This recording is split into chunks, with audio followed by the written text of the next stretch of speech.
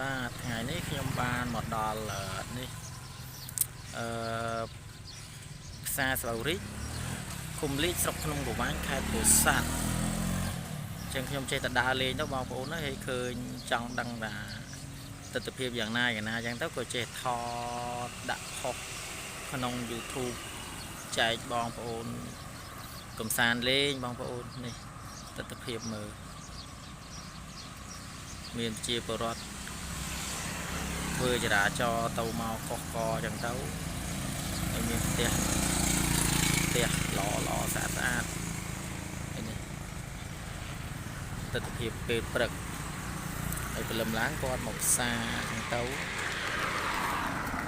មកផ្សារដើម្បីរកទិញមកហូបទិញបន្លែទុកសម្រាប់ហូបនេះផ្សារហើយខាងនោះមានសាលារៀនហើយខាងនេះឃើញតបូលស្រួលហ្នឹងសាលាសំណាក់នៅទីមុខវត្តបូរិចហ្នឹងអញ្ចឹងនៅនេះមានផ្សារមានវត្តមានសាលារៀនមកអេមមកស្រួលនេះបងប្អូនយើងគាត់ចេញពីផ្សារគាត់ទៅផ្ទះវិញអ្នកខ្លះក៏ដុបប្តីដុបពុនមកយ៉ាងនេះខ្លះមានកូនក៏យកកូនមកដើម្បីទិញនំចំណីអីហូបតិចតួចរបៀបអាហារសម្រន់ព្រលឹមឡើងណានេះមើលនេះសบายភ្នែកមើលដែរ